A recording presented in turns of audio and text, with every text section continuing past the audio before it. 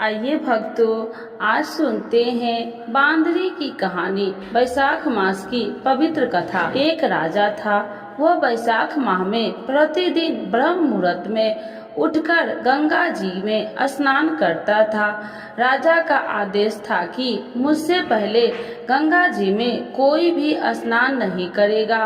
राजा जब गंगा जी में स्नान करने जाते तो उन्हें प्रतिदिन शांत जल में स्थान पर हिलता हुआ हलचल युक्त जल दिखाई देता था, जो राजा को संदेश होता था कि निश्चय ही मुझसे पहले कोई प्रतिदिन गंगा जी में स्नान करता है। अतः राजा ने नदी के तट पर पहरेदार बिठा दिए।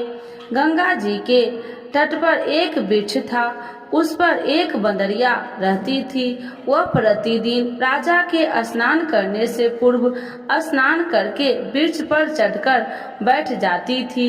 इस प्रकार होते होते पूरा वैशाख माह व्यतीत हो गया, किंतु अंतिम दिन राजा के सिपाही ने देख लिया और उस बंदरिया को पकड़कर राजा के पास ले गए और कहा कि यह बंदरिया आपसे पूर्व प्रतिदिन गंगा जी में स्नान करती है।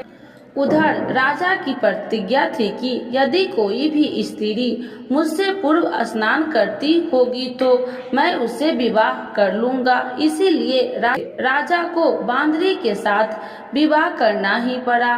वैशाख स्नान के पुण्य से बंदरी के गर्भ ठहर गया। 9 मास पूर्व होने पर बंदरी ने राजा से पूछा कि शिशु जन्म के समय मुझे क्या करना चाहिए। तब राजा ने महल में एक घंटी लगवा दी और बंदरी से कहा कि जब तुम्हें दर्द हो तो उसे बजा देना, मैं संपूर्ण प्रबंध कर दूंगा।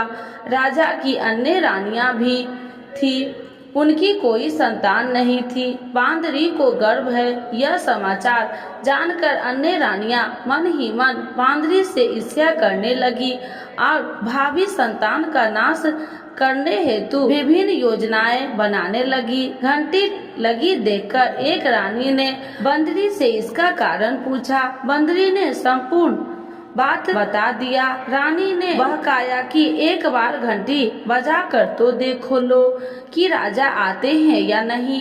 बांदरी ने घंटी बजाई तो राजा दौड़ते दौड़ते महल में आ गए और घंटी बजाने का कारण पूछा। इस पर बंदरी ने उत्तर दिया कि मैंने तो रानिया के कहने पर घंटी बजाई थी। तब रानिया ने राजा से कहा कि यह तो पशु और न जाने कितनी बार घंटी बजाएगी। इस प्रकार कहकर उन्होंने घंटी को हटवा दिया। कुछ दिनों बाद बंदरी के शिशु का जन्म का समय आया तो उसने अन्य रानिया से पूछा कि मैं क्या करूं। तब रानी ने कहा कि तुम आंख पर पट्टी बांधकर सो जाओ। बंदरी ने वैशाख माह के स्नान के पुण्य प्रताप के रूप में एक सुंदर पुत्र हुआ। शिशु के जन्म होते ही उसके रोने से पूर्व ही रानियां उसे एक कटोरी में रखकर दासी को दे दिया और आदेश दिया कि इसे नदी में बहाकर आओ और उस शिशु के स्थान पर एक पत्थर रख दिया। राजा को भी कह दिया कि बांदरी ने एक पत्थर को जन्म दिया। राजा ने सुना तो उन्होंने भी संतोष कर लिया है कि जब दूसरी रानियां के संतान नहीं है तो यह तो बंदरी है, इसके क्या संतान होगी। उधर दासी ने उस सुंदर शिशु को नदी में न बहाकर कुम्हार के खंड दंड में रख दिया। दूसरे दिन कुम्हारिन खंड दंड में आए तो वहां एक सुंदर शिशु को रोते हुए देखा। कुम्हार कुम्हारिन भी निसंतान थे। उन्होंने उस शिशु को अपने लिए भेजी गई भगवान की भेंट माना और बड़े प्रेम से शिशु का पालन पोषण करने लगी। कुछ बड़ा होने पर बालक को यह ज्ञात हुआ कि वह रानी बंदरी का पुत्र है, जिसको रानिया ने मरवा चाहता था। एक दिन वह बालक कुम्हार के बनाए हुए मिट्टी हाथी घोड़े लेकर पनघट पर जा बैठा था और दासियों को देखकर कहने लगा कि आओ रे मेरे मिट्टी के हाथी घोड़े, पानी पियो। जब दासी ने यह बात सुनी तो वह हंसने लगी और बोली, अरे मूर्ख, कभी मिट्टी के हाथी घोड़े भी पानी पीते हैं क्या? इस पर उस बालक ने कहा कि कभी बंदरी के भी पत्थर जन्म लेते हैं क्या? उस बालक की यह बात दासियों ने जाकर महल में कही। रानी ने दूसरे दिन विष मिलाकर लड्डू भेज दिया।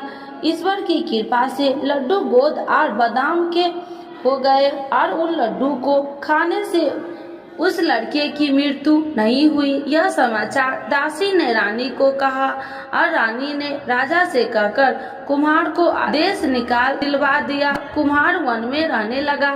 तत्पश्चात अगले वर्ष चैत्र माह में माता गणगौर के पूजन का दिन आया तो वह बंदरी का पुत्र 108 करबे और 108 गोली लेकर तथा घड़े में पानी भरकर बगीचे के बाहर बैठा गया। उधर राजा और साहूकार की पुत्रियां गणगौर बनाने के लिए मिट्टी लेने के लिए आई तथा बगीचे में खेलने और झूलने लगी। इस कारण कुछ समय बाद उन्हें प्यास लगी। तब उन्होंने उस बंदरी के पुत्र से जल पिलाने के लिए कहा तो उस बालक ने उत्तर दिया कि मेरे पास एक गोली है, उसे खाते जाओ और मेरी चारों ओर फेरे लगाती जाओ, तब मैं तुम्हें जल पिलाऊंगा। इस पर पहले जो कन्याओं ने मना किया किंतु प्यास तीव्र होने के कारण मान गई। इस प्रकार गोली खाने और उस युवक के साथ फेरे लेने से वह गर्भवती हो गई। बाद में जब उनके माता पिता को यह ज्ञात हुआ तो वह सभी कुम्हार के पास आए और संपूर्ण बात सुनाया तथा कहा कि तेरे पुत्र ने हमारी कन्याओं से विवाह किया है, अब तुम्हें इन्हें अपने पास रखना होगा। तब कुम्हार ने निर्धन होने के कारण असमर्था व्यक्त की। 2 कन्याओं के माता पिता ने बहुत सारा धन देकर अपनी कन्याओं के कुम्हार के घर विदा किया और कुम्हार के घर 108 बहुएं आ गई और कलातर में उनके 108 ही पोते हो गए। कुम्हार ने समस्त नगरी को भोजन हेतु निमंत्रण दिया और राजा को भी बुलवा दिया। राजा के यहाँ से रानी बंदरी के अतिरिक्त सब भोजन हेतु पधारे। तब राजकुमार राजा की आज्ञा लेकर बंदरी को लेने रथ पालकी लेकर गया और लाकर सभा में सबसे ऊंचे स्वर्ण आसन पर बिठाया। राजकुमार ने अपनी सभी पत्नियों को समझा दिया कि बंदरी मुझे जन्म देने वाली माता है। एक एक बहू रानी बंदरी के चरण स्पर्श करती गई और एक एक सोने का सिक्का और पोते को गोद में देती गई। जब राजा और अन्य रानी को यह सब देखा तो कुम्हार के पुत्र से इसका कारण पूछा। रानियों को तो संदेश होने लगा कि यह अवश्य बंदरी का पुत्र है।